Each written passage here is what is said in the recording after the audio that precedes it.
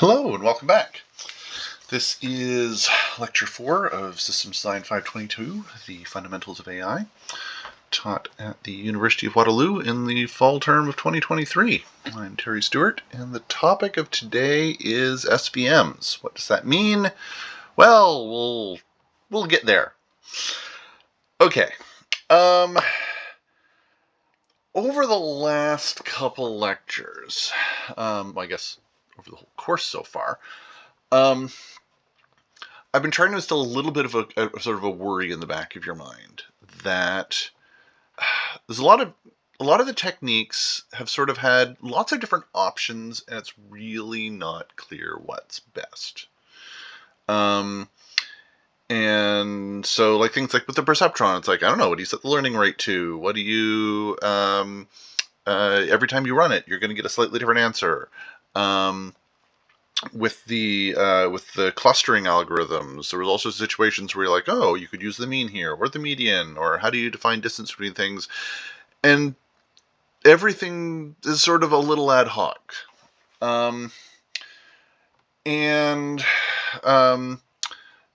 This is kind of a little unsatisfying. It's a common criticism of AI, or it's a common feature of AI.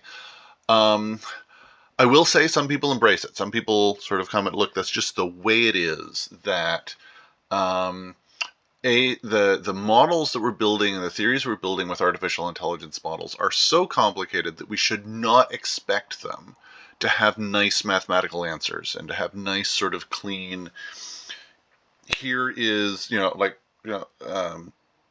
they should be, there won't be best answers, because these are things of such complicated systems, any more than we would expect that there's a best answer to what's the right political system to have. It's a very complicated system. There isn't going to be nice math for that. So that is one possible mindset. And lots of times that is how, what I fall into.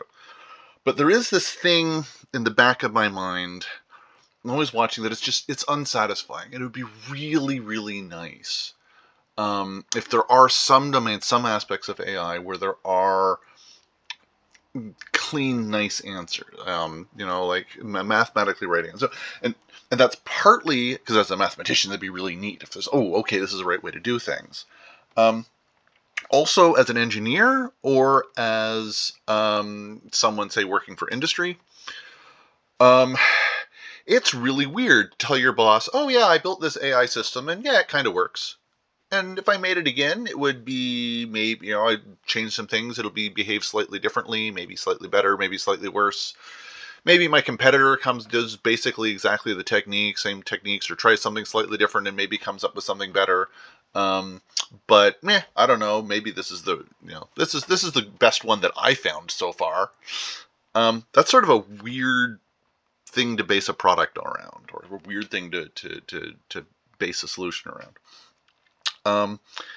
And so it would be really nice if there's some domains of AI where we can say something slightly different. And that's going to be the topic of this lecture and the next two lectures, is sort of really digging into one of the domains where, hey, there is something really solid that we can say here. And the particular task that we're going to focus on for these is we're going to go back to the supervised learning task, and supervised learning with linearly separable data. That's where we're going to start. We will show that this general technique, once we've defined it, will sort of expand into non-linearly separable situations. But that's what we're going to start with. So what we've ended up finding, so with this particular task of, here's a bunch of data, and I would really like to, I have some data, it's already labeled. Someone has said, hey, these are the data points that belong to class 1, these are the data points that belong to class 2. And when we tried that with the perceptron, we had a system that can learn a line that separates between the two, and it's guaranteed that if a line does exist that separates the two, it'll find one. But it's got this weird side effect that there's many different lines that it might give you as an answer. Right? Like all three of these, those are three perfectly, the perceptron might give you one of them, might give you the other, might give you and these are wildly different lines. For the data that it's trained on, each of these lines gives exactly the same results.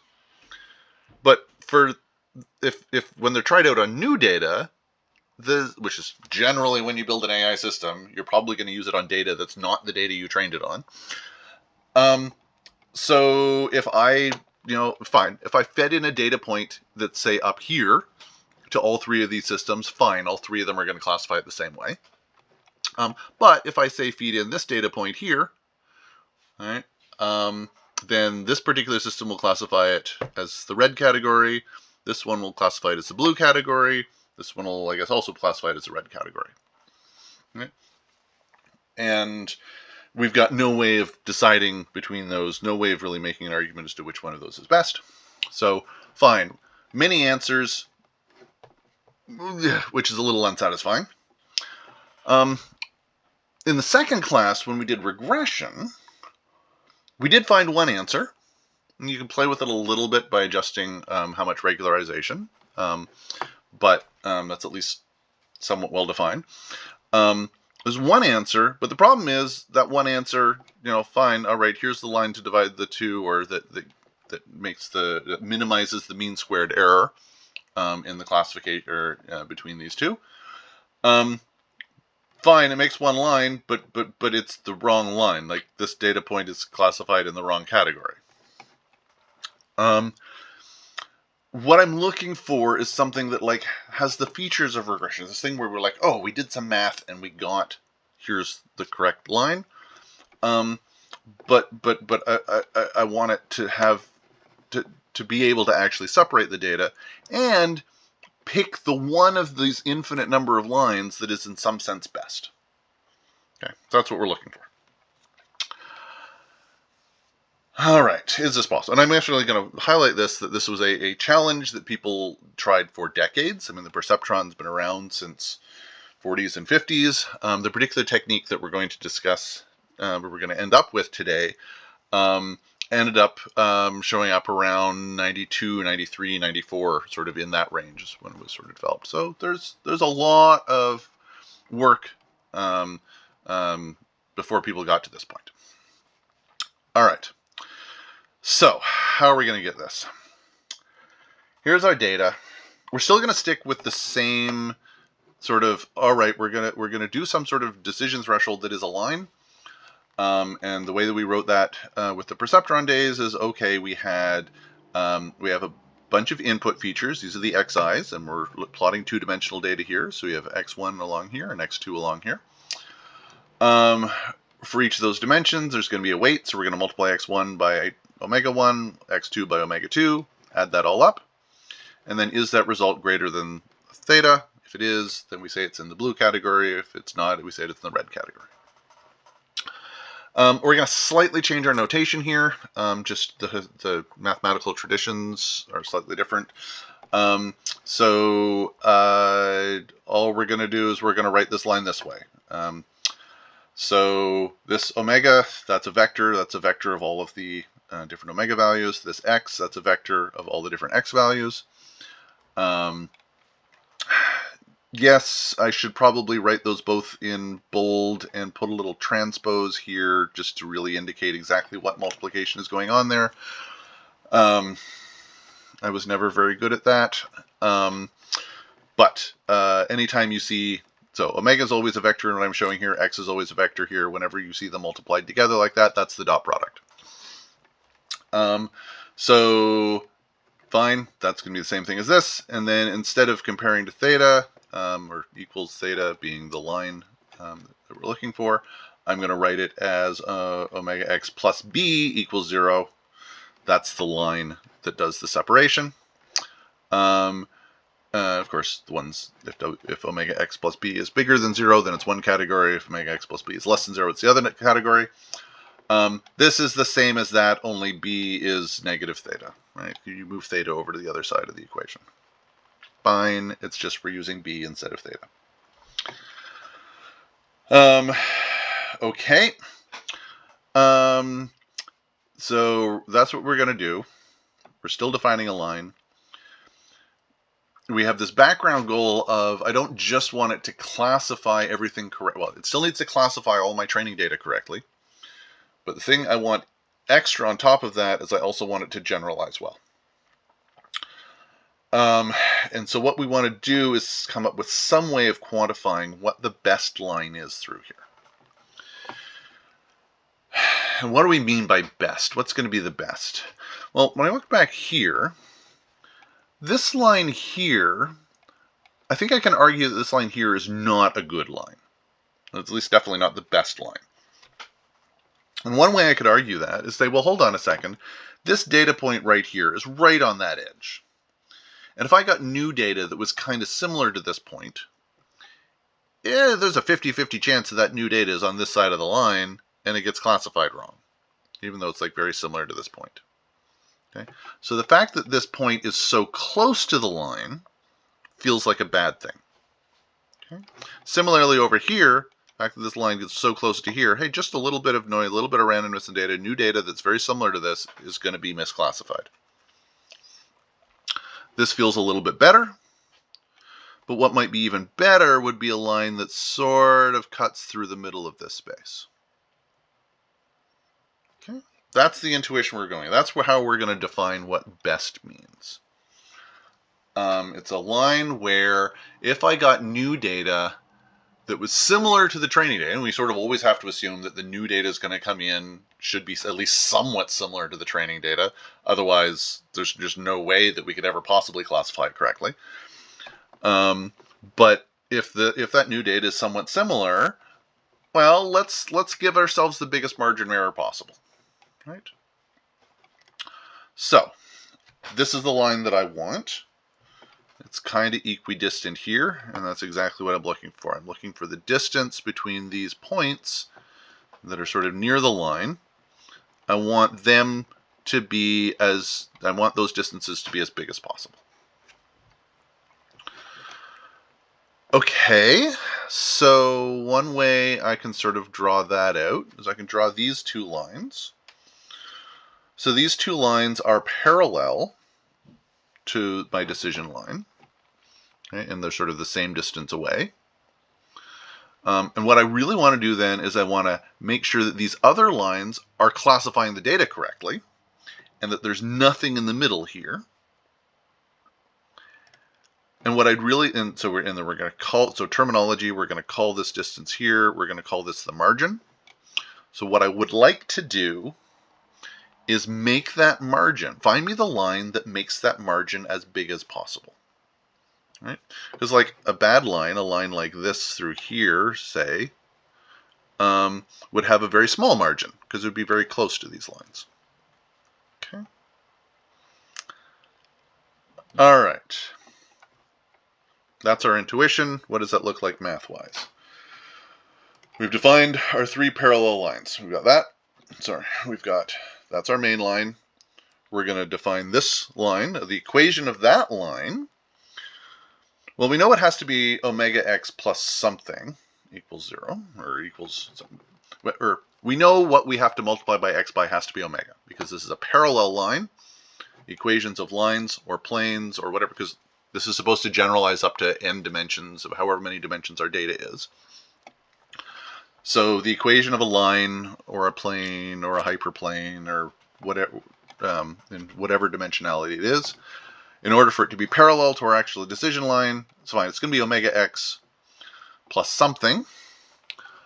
And then what I'm going to say is, all right, this is going to be the line. Let's just define this as omega x plus b equals 1. Okay, so I know that's going to be a line that's parallel to this line. It's not quite clear yet what the actual distance between these lines is going to be. We'll get to that in a second. And omega x plus b equals minus 1 is going to be our other line. Okay, so those are going to be our... So the things that we're going to check to make sure that, hey, are we classifying correctly, is I want these blue dots, instead of just omega x plus b to be a positive number, I want it to be a positive number bigger than 1 to give me these dots, and a negative number smaller than minus 1 to give me these dots. Okay. One thing we be careful. So I picked 1 here. Was that safe? What would have happened if I had picked 100? What if I had to pick 0.01? Would that change these equations at all? Because I want it to be this line here. Like if I use this data here, I want this line that gives me nice spacing and just barely hits these 2 points and that point there. By picking the number 1, have I made that impossible, or have I frozen anything? One thing to just note there is, well, if I have this equation, if I want to find the equation of this line, right, and if I had have picked 100 here, whoops, if I had have picked omega x plus b equals 100, I could get exactly the same line just by dividing that whole equation by 100. Like if I divide both sides of an equation by the same thing, then it doesn't change the equation at all. So all that would do is that would end up dividing b by 100 and dividing omega by 100. So if I had have picked 100 and minus 100, then the only thing that's going to do is it's going to mean that the eventual omega and b values that I find will be scaled by 100. But it's just going to be scaling. It's going to be the exact same line once I find those variables. So it's safe for me to pick 1 and minus 1. It doesn't affect the final result in any way other than just scaling these values. Cool. All right, so those are our lines. And now I want to maximize this margin. I want to maximize this distance between the two lines. So in order for me to maximize that, I've got to be able to write down the math about what the distance between these two lines is. Fine, what's the distance between those two lines? How do I write that out in algebra? So what I can do, I can pick a point on each of these lines. Let's just pick an arbitrary point on each of these lines. And I know that a point on this line must satisfy this equation, and a point on this other line must satisfy this other equation. Okay, so those are the 2 points. I'm just going to pick 2 points. I'm calling them x plus and x minus, just to indicate the x plus comes from the positive equation, the x minus comes from the negative equation. But that's fine. I could subtract, these are 2 arbitrarily chosen points. I could subtract the difference between them, but that doesn't really seem to help, because that would tell me this distance. I don't really care about this distance. I care about this distance. So what I want to do is I want to take this line and I want to project this thing that's between the x plus and x minus. I want to project it onto this sort of perpendicular line. So I need to know the vector, like what this line is. So if I want to project one vector onto another vector, cool. That's sort of a standard thing that we know how to do from, if you've ever done a course that does sort of these sorts of projections and linear algebra and whatnot. So I want to project this line onto this line, or project this vector onto this vector. So first I need to know what this vector is. And that's nice and convenient because this is a vector that is perpendicular. This is the normal vector to the plane that I'm already working with. So if I've got this this plane in n dimensions, and I want the vector that is normal to that plane, and if I've got that just in this form already, well, the normal to the plane is this term here, omega. Okay, so I actually know what the vector is for this line. I already have it. It's omega. And so now all I have to do is project this line onto that. Right, so I know this vector is omega. I need to know the length of this line, which I'm going to get by projecting one onto the other. All right, so what's this vector that is between x plus and x minus? Well, that's just the difference between the two. And then what's the formula for projecting onto another line? You take this line, but then you also have to normalize it, because I can have this same, if I had to multiply omega by 100, it would still be the same line. Anyway, so I have to normalize that. So this is x plus minus x minus, dot product with this. Fine, and I know x plus and x minus are satisfy these equations. So Oh, sorry. Before I do that, first thing I can do is actually expand out these parentheses, pull the dot with omega inside. So this is one of the x's dotted with omega and the other x dotted with omega. Fine, that's the same. Now I can do this substitution because I know x, x positive times omega. Well, according to this, x positive times omega had really better be 1 minus b, right? That's what this equation says. And for the negative x, omega x minus b or plus b should be this. So this thing over here should be minus b minus 1. Right? So that's just substituting in these two equations, which we know must satisfy for these lines because they're on those lines. Substitute that in. Ooh, and then that's pretty, because this minus b minus this minus b, those cancel out and go away, and we're left with 1 minus minus 1, that's 2. So that's the magnitude of this margin. That's the size of this margin. The margin is 2 divided by the magnitude of omega. And if my goal is to maximize the margin, to find me the line that gives me the biggest margin, well, that means I just want to make this number as big as possible, which means I want to make omega as small as possible. I want to have small weights. That's a little bit of a surprising result. That's something about just having small weights is going to give me the line that does a good job, or that gives me a lot of spacing between these two categories.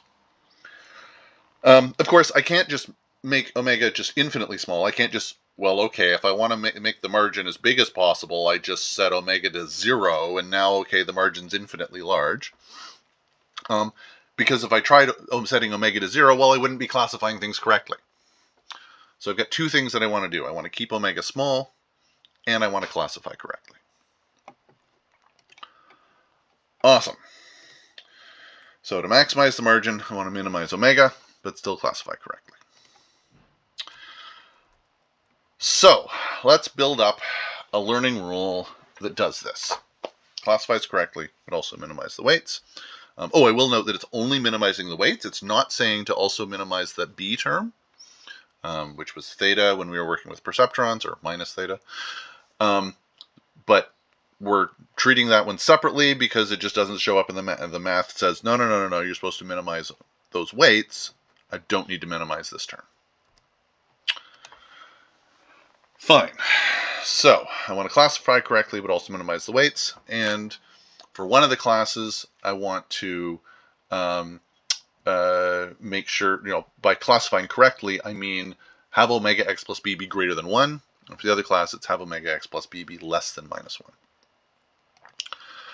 I've got these, so if I've got these two equations, then, well, now I've got like 3 conditions, right? Because I've got either it's correct for class 1, it's correct for class 2, or it's incorrect and it's somewhere in the middle.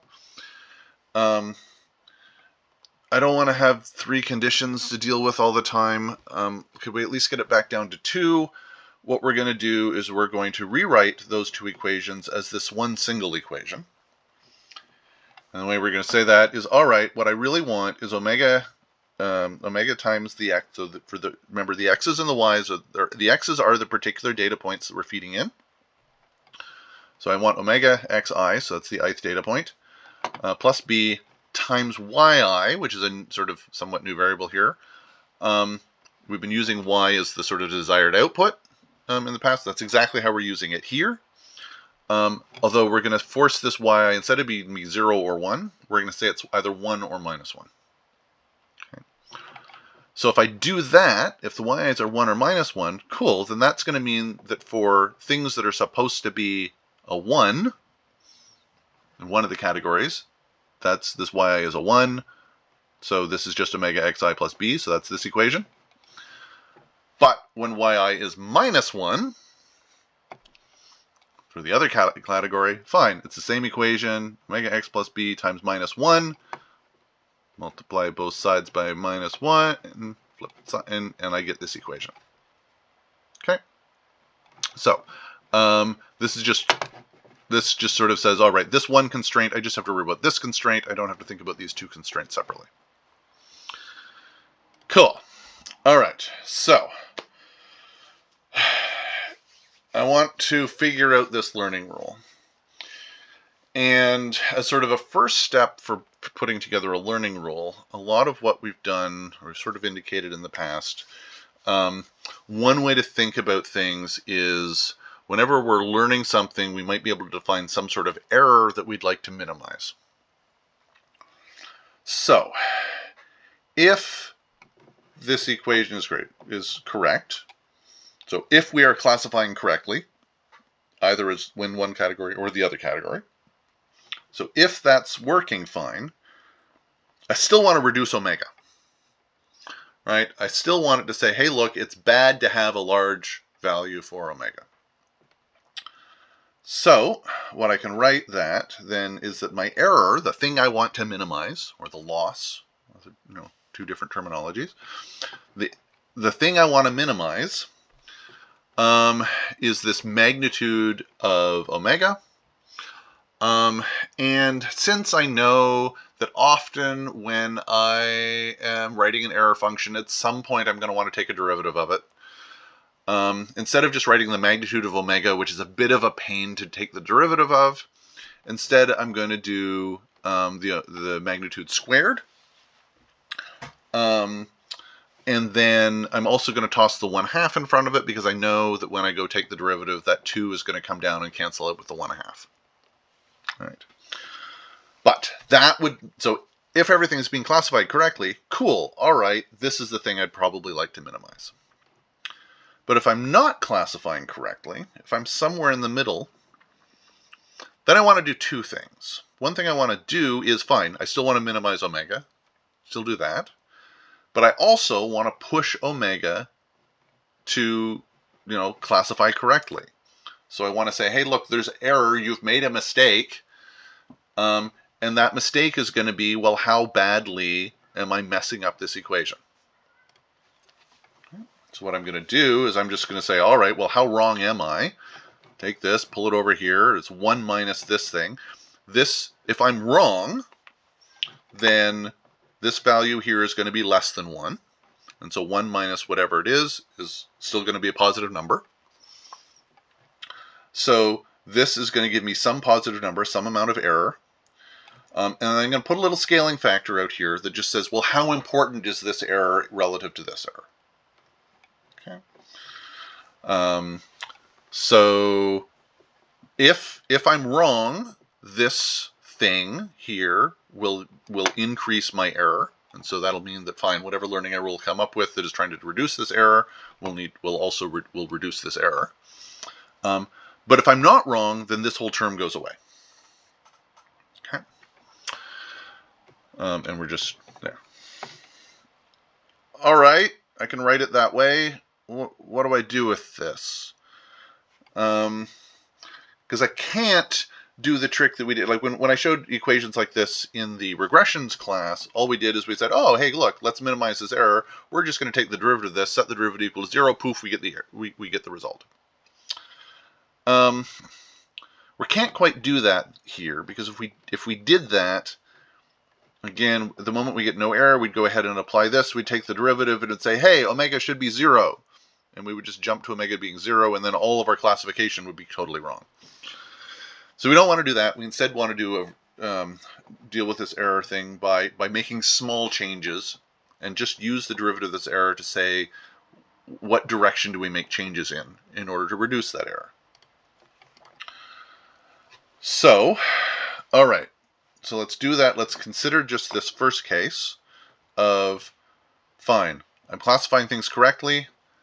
It's bad to have a large magnitude omega. How do I change omega? And I go, all right, well, I'll still take the derivative. I'm going to take the partial derivative of this with respect to omega. And 2 comes down, cancel. Oh, that's pretty easy. So what that's saying is well, how does the error change as I change omega? And this is saying that if I took omega and increased it a little bit, then that would cause my error to go up by omega. So if I want to decrease the error, then I just take this thing and I do the negative of it, but I only want to change by a small amount, right? Because this, as my weights change, this derivative is changing, and it's changing by a very nice, easy to figure out factor, but it is changing as the weight's changing. This derivative is only accurate nearby the point that I'm currently at. So nearby the weight value that I'm currently at. So I'm just going to say, all right, I'm just going to make a small change, and that's going to be this alpha value here. Okay. So what this is saying, so terminology, this alpha thing, that is a learning rate. That is one of these sorts of, okay, make a small change in this direction. Right? I'm using my derivative to know which direction to change things. I want to change things sort of the negative of whatever the derivative is. That tells me which way to change things because I want to minimize the error. And then I'm going to add on this little scaling factor that just says, all right, just make a small step in that direction. And then once we look at that rule, it's like, oh, well, yeah, that's pretty obvious. If I want to minimize omega, then I should just like subtract a little bit from it. So if one of the omega values is currently positive, then I should subtract a positive number. If it's currently negative, I should subtract a negative number. That would increase it. That would push it towards 0. Whatever omega is currently at, this math is going to push it towards 0. Right? So that kind of makes sense with what that's doing. Fine. All right, so that's a simple case. What about this guy? I got to take the derivative of that with respect to omega. Fine. This first part is the same as this. That's easy. The derivative, oh, okay, this thing here, this is just 3 terms, right? So the derivative of this with respect to omega, well, that's 0 because omega doesn't appear in it, so changing omega does not change it.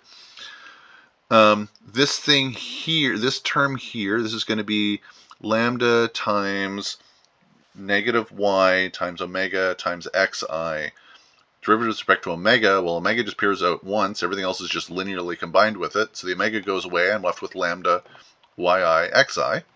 Cool. That's this term here. And then this last term is lambda and yi and b, which does not have omega in it, so that also goes away. So this is our partial derivative with respect to omega. And then that says, fine, what's my learning rule? So I'll do the same transformation here to turn this into a learning rule. And I'll say, all right, well, the way we change omega is, yeah, okay, we slightly decrease it. Fine. But then we also do some scaling factor times lambda, this scaling factor on how important it is whether I'm wrong or right, times yi, which is whether or not this value is a +1 or a -1, times xi, the actual value itself, the input value. Okay, and then just to complete things off, fine, that's a learning rule for omega. We also want a learning rule for b. Take the derivative. Same thing, this term cancels out because b doesn't appear. This goes away because b doesn't appear. This goes away because b doesn't appear. Lambda times yi times b is the only thing that's left. So, all right, that's what we get for our derivative. It's, scalars times b.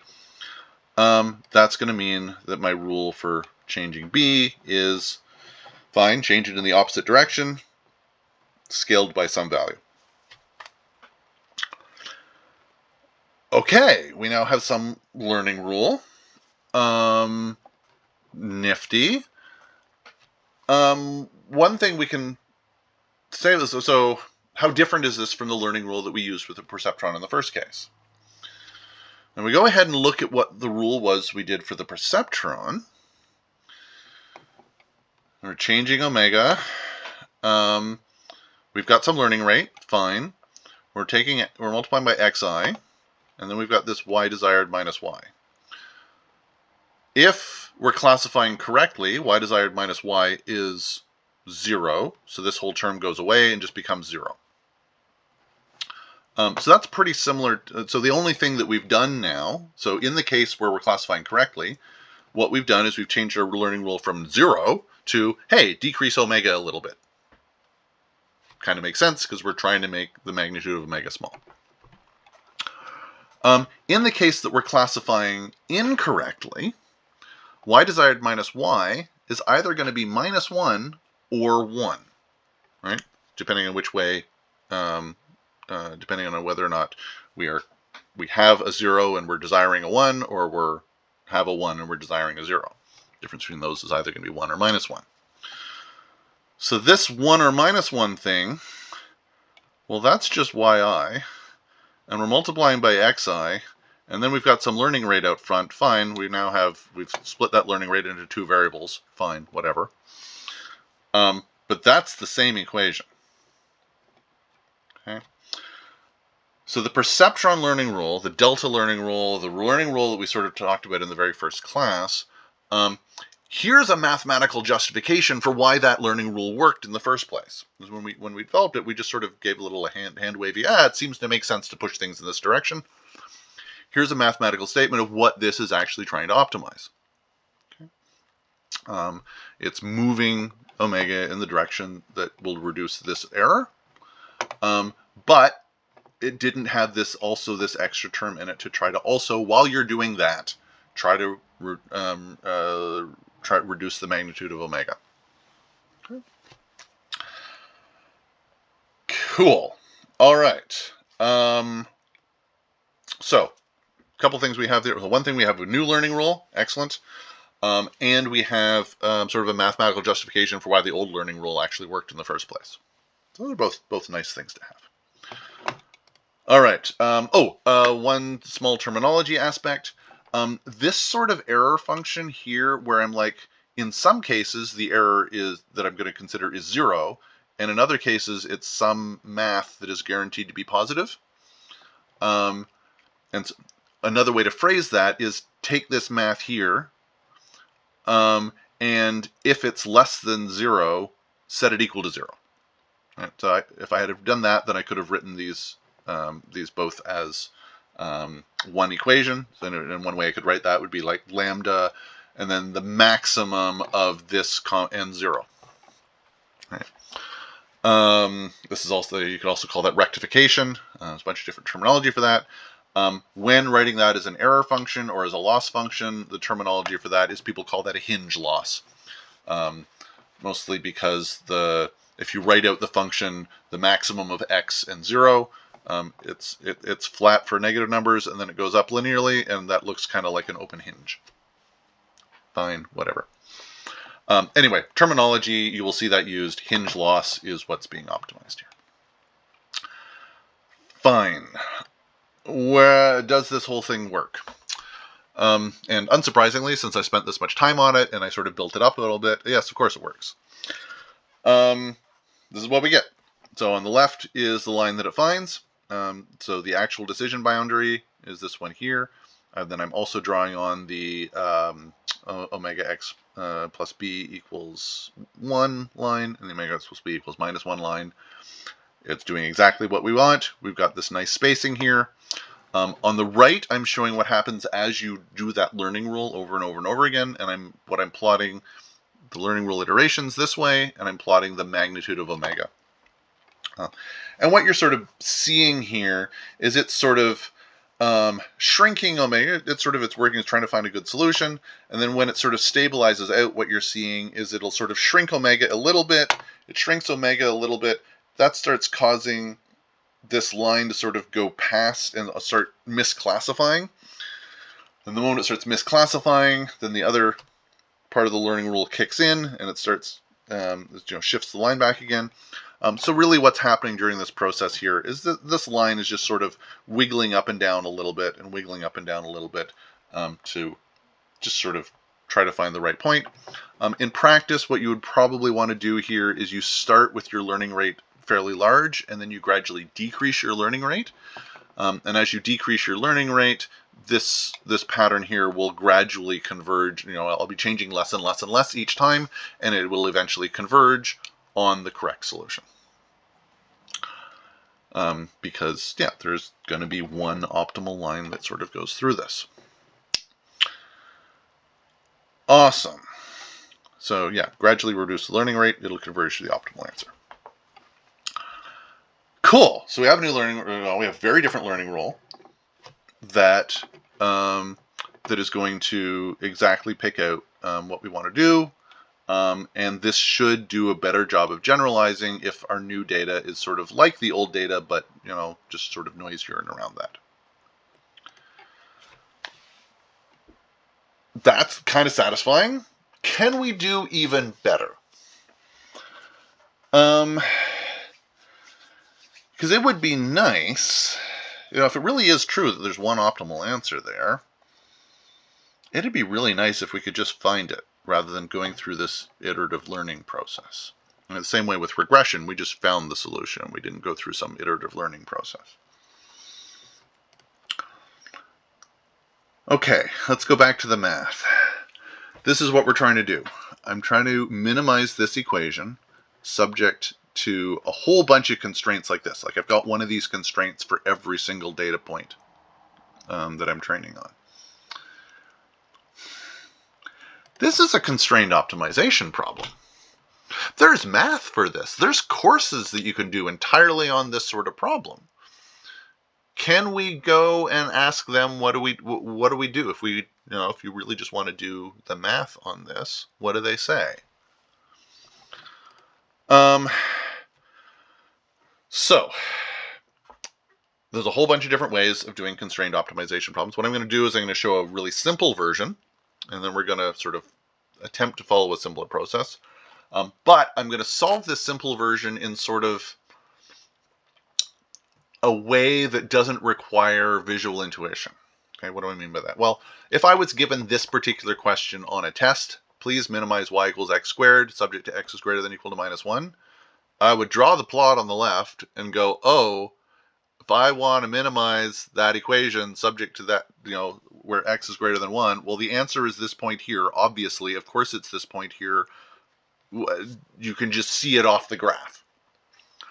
But if I want to turn this into an algorithm, I need to sort of say what, come up with some sort of algorithm that's going to work in a generic context that will let me just always find that, get that right answer without sort of visually just staring at it and saying what the right answer is. Okay, so there's a whole bunch of different methodologies for doing this. One in particular that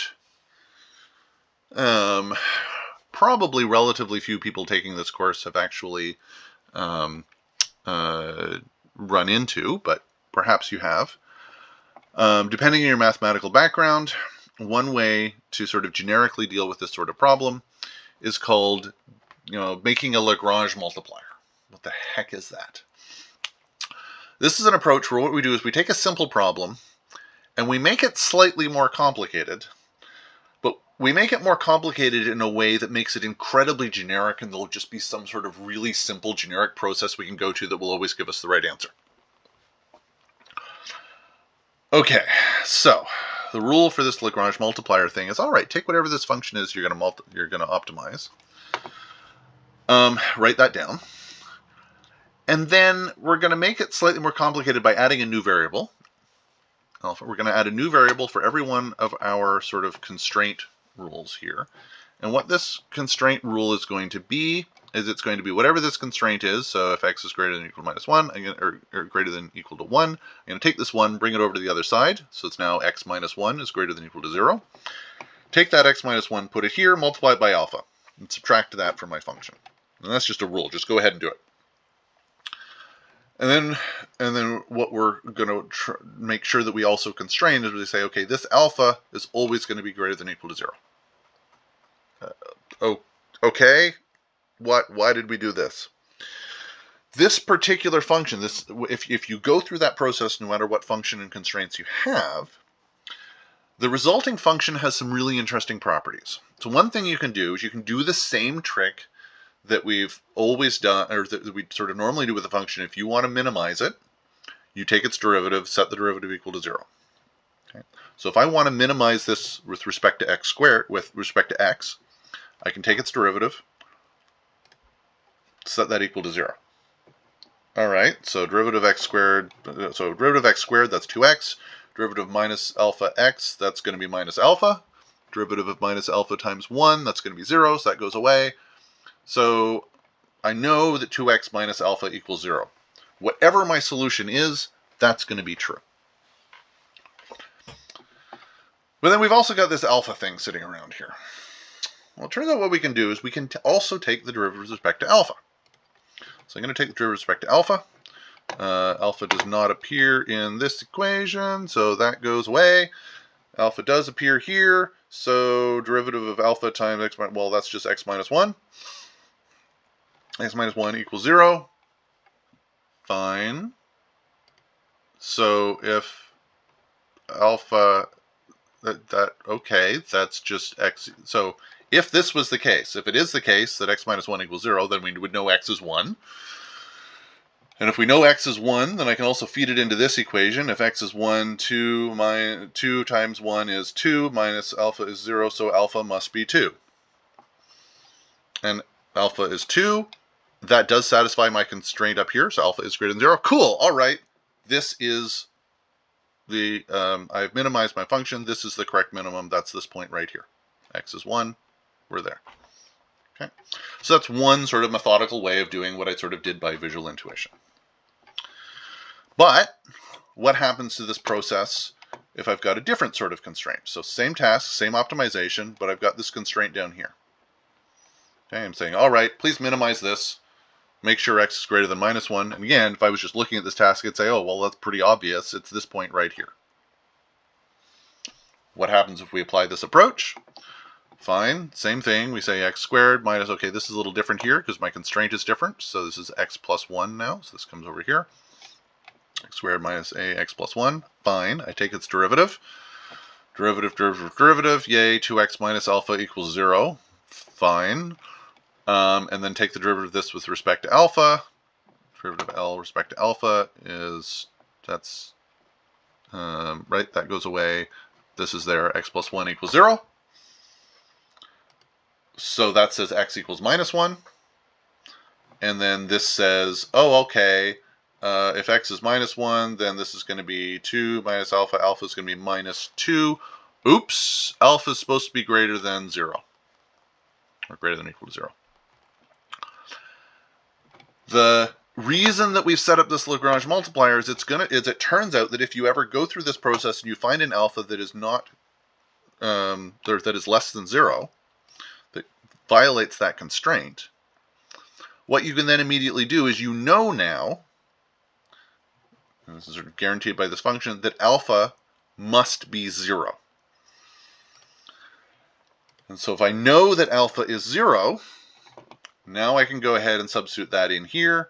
If alpha is 0, then fine, x had better be 0. And that's the correct answer. So, the magic of this Lagrange multiplier thing, the whole idea is that a non-zero alpha, so if alpha is non-zero, then that means this is a constraint that's important, because I've got one of these alpha for each constraint. Right? If that constraint's alpha is not 0, then this is an important constraint. And then the other thing that I also know is that when I take, if I do this derivative of L with respect to alpha and set that equal to 0, that might not give me the solution. But if it doesn't, if that breaks this whole alpha positive or negative thing, then I know that that alpha must equal 0. Okay. I can't come up with a nice simple proof of that. It involves sort of plotting this function in 2 dimensions and noticing saddle points, and so that's sort of the topic of a different course. So I think for this you've just got to trust me that if you go through this process, that's the sort of result that you'll be able to rely on that sort of result.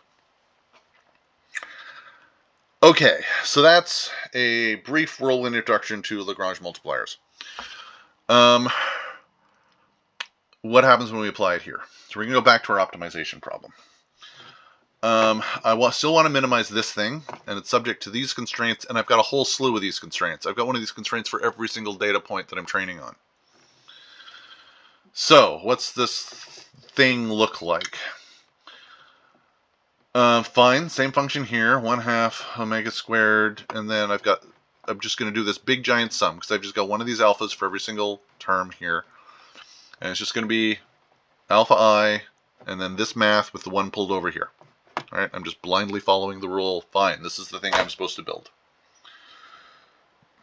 Okay, and now what can I do with this? Well, I know that my solutions will be at the points where if I take the derivative with respect to omega, and set that equal to 0, or take the derivative with x to b, I set that equal to 0. I know those are going to be the points that my actual solutions are at. So let's do that.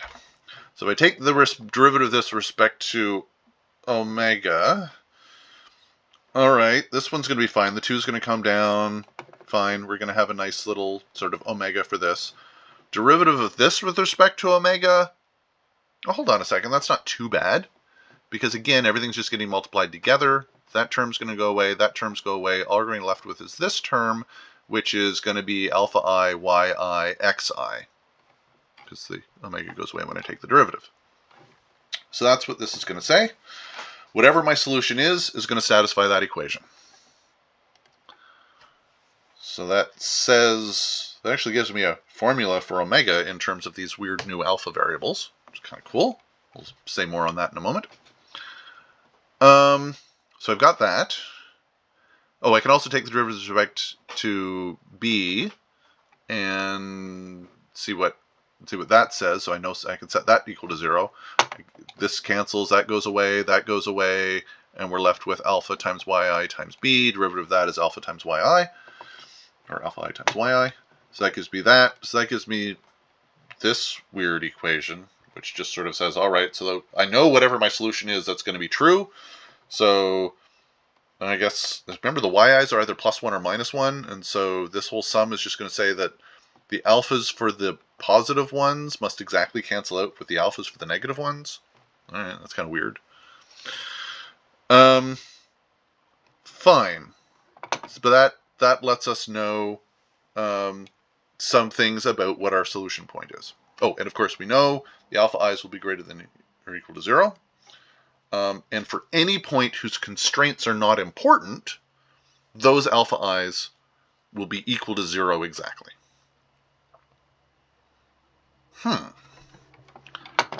So a lot of these alpha i's are going to be 0. One interesting thing that this means, or the fact that these two things are there. So if we did this and we found some solution, we found these two lines. Well, there's really very few of these data points are their constraints important. Right? Really, like the only ones that are going to be important, it's like this point, and maybe one of these points, maybe two of these points, right? Like those are going to be the ones that constrain our line. So they're going to be the only ones whose alphas are non-zero, which also means those are the only ones whose values affect omega. And so that's going to mean that, like, once we've done this training, once we found these alphas, I mean, we're going to use all our data points in order to find these alphas, but once we found them, the vast majority are going to be 0. The only things that my results are going to matter on is like these 3 points. So our whole classifier is going to be sort of supported by those 3 points. And that's why we call these the support vectors. So these are the 3 vectors that support. In higher dimensions, it'll be more than 3. But there will be some number of vectors that are sort of supporting my whole classifier. That's why we call this a support vector machine. SVM, that's where we get the whole title of this lecture from. Cool. So terminology. This is a support vector machine that we built, and it's kind of cool that it ends up only being sort of dependent on a few points. One other terminology to add in here, this like weird result that like the optimal weights are just a weighted sum of some of the data points that I'm training on. That actually shows up in a variety of different places in various different optimization algorithms. It shows up enough times that there's a name for it. This is called the representer theorem. That this omega, this thing that really sort of defines our decision boundary, tends to end up in this sort of form. That I can generally sort of write it in this form of some sort of linear weighted sum of my training data. Fine. All right. Yay, terminology. Okay, all of that said, we still need to find these alphas, right? We haven't actually found them yet. I've just written lots of weird math. We got to go ahead and find them. We've just got a whole bunch of equations in here. How am I going to organize this? Well, let's simplify our life a little bit. This equation up here has both omegas and alphas in it, but we have an equation down here that'll turn omegas into alphas. Right, so we got to write this top equation with just alphas. Right, remember that we know yi and we know xi, because that's our training data. And so I want to be able to write all of this. I can get rid of the omegas. It'd be nice if we can get rid of this b and sort of, but then we can just write everything in terms of, okay, what are the variables that I need to learn? I need to know. I only need to find the alphas. Once I found the alphas, I can just use this equation down here to find the omega. Fine, so let's do some substitution. So I'm going to substitute this in to here and start expanding stuff out. And this is going to get a little messy. Fine. All right, I'm going to substitute this in. This is multiplied by itself. Yes, I should probably have a transpose in there. But again, it's vectors being multiplied by vectors. Sorry, alpha is a scalar, alpha I is a scalar, yi is a scalar. Xi is a vector because that's the ith input. So that I have I is what my indices of all of my different inputs, but each of those inputs is a vector. Fine. I've got all that. That substitutes in there, and then I've got the same trick. I can take this thing and substitute it in here, and now I'm going to have sums, alphas. Fine, whatever. Ugh, way too many things being multiplied. This b, I'm also expanding out and multiplying alpha I, yi, b, so that's this thing. And then this one here is alpha I times 1, minus, cancels out, I get a plus sign. All right, so we got all these wacky terms. Let's start expanding out those sums. All right, I have a sum, this is alpha I times alpha j, yi times yj, xi times x, fine, all right. Again, that's a dot product. And then this thing, alpha I, alpha j, yi, yj, ooh, that looks familiar. Those terms, that's kind of nice when that works out. And then we have that, and we have that. So these two terms are the same, except one of them has a 1/2 in front. So cool, I can collapse that down into minus 1/2 of that. This sum alpha I, yi, b, well, hold on a second. I know up here that alpha I, yi is 0, so that term goes away. So that's kind of nice. And then I get this. And there's just some rearranging. So this equation down here is the same as the equation up here. And I've just done that substitution. So I've got alpha, yeah, I've got it all written in terms of alphas and yi's and xi's, but y's and x's, I know what those are. That's my training data. So this is the thing. This is my my thing that I still want to minimize with respect. And then, then I've got these alphas.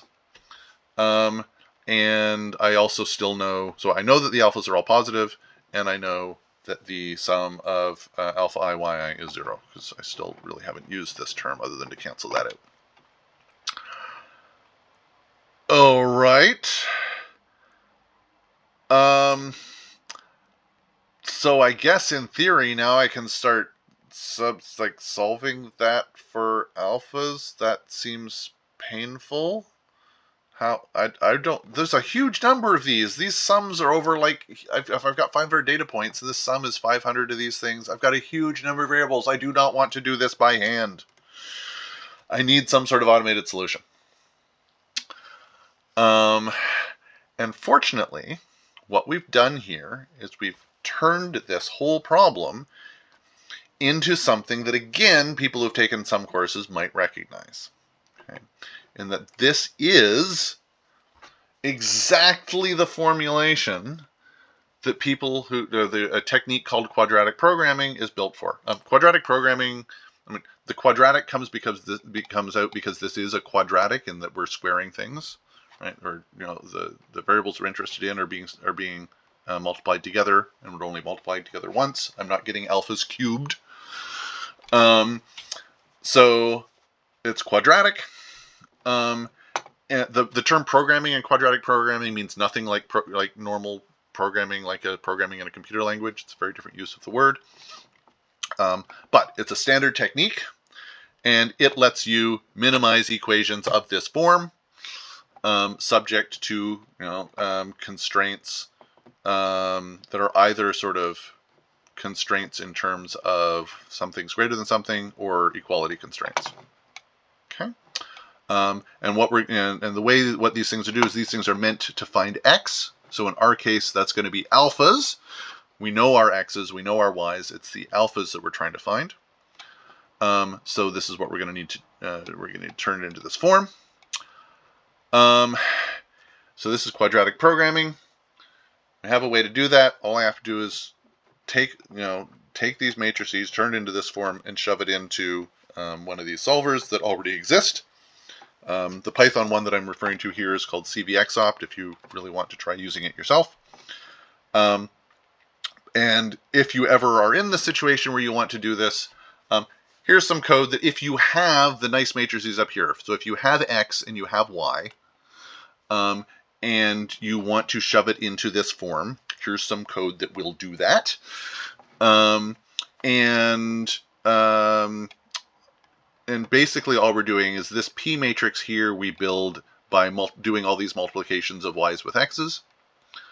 And then pretty much everything else is just set up to make the signs work out such that this, that negative sign and whatnot, and make sure these arrows are in the right way around. So everything else is just ones and zeros and minus ones and rearranging. And so just shove it into this correct form, and it will go ahead and do this optimization. Awesome. And it's basically doing the by-hand substitution that we were doing, but just in a really intelligent way. Because I don't want to do that for like 500 variables. Awesome. So you're never going to do that by hand. You're always going to go use something to go solve for that. That will give you the alpha values. Once you have the alpha values, just use this equation in order to get the weights. Fine. In order to do this line, I'm going to need B. How do I get that? How do I get that B bias term? Well, I know that for those vectors for whom alpha is not 0, I know those are the vectors whose constraints are important. So that means those points are on those lines at +1 or -1. So that's going to mean that this equation is going to be true for any vector where alpha is non-zero. Okay, so that means I just have to rearrange that, and if I have omega, and I can put in the xi and yi for one of those points on the boundary, for one of those support vectors, and that'll give me B. In practice, you'll, just because of rounding errors and stability of the mathematical techniques, they won't give identical answers. So sort of the practice is, look, just do it for all of them, because you'll only have like a small number of these support vectors. So just do this math for all of them and just take the mean out of all of those to get your B value. Okay. Fine. So that gives us a technique to go ahead and generate this, and we get very similar solutions. All right, so this is on the left, this is what I get when I just directly solve for it. On the right is what I get if I use that iterative learning rule that I was showing before, and these weights are pretty darn similar. Okay, similar biases, whatnot. But this sort of just directly gives me the answer rather than going through some iterative process. Awesome. So we now have a way of getting a very different dividing line that should be very robust to generalizing to new situations. Right? And this is the support vector machine. Very cool. Very quickly to end this off, we're going to just do a couple, or let's do a small extension to this. Because like, well, all right, this is great if your points are linearly separable. If they're not linearly separable, well, one thing we talked about earlier on is fine. You just add more features until they are linearly separable. So that's one approach, which we will talk more about in the next class. There will be a nicer way of doing that. We could do that with what we have right now, add more features until they're linearly separable. But if they're not linearly separable right now, then, because where are you going to get those features from? You have to just make those decisions. If you don't want to go that approach, if you try to do what we did there with points that aren't linearly separable, just the optimization fails, and it just says, hey, look, there is no solution for alphas. It's just not going to happen. There's no points that satisfy all those constraints. What people do in that case, if you want to do something similar to this, but actually go ahead and allow those constraints to be violated a little bit, what they do is they rewrite this slightly, and they say, okay, we're going to introduce yet another new variable, and for every single data point, we're going to have some variable that says, hey, you can be a little bit, you can be off this line, right? So I'm going to say, all right, this data point has to be greater than or equal to, instead of 1, which is what we had before, it has to be greater than or equal to 1 minus epsilon. And epsilon has to be a positive number.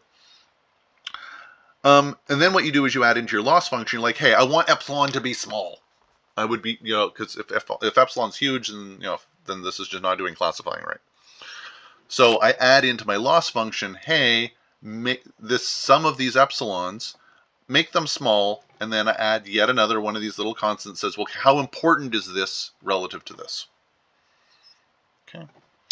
And for some reason, the tradition is to use capital C for cost for this particular constraint, or this particular scaling factor. So it's saying what the cost is to violate this, this boundary condition.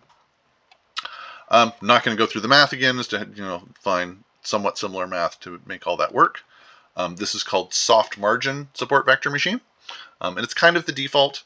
Most implementations of support vector machines sort of assume that you're going to do this, and you can set the cost.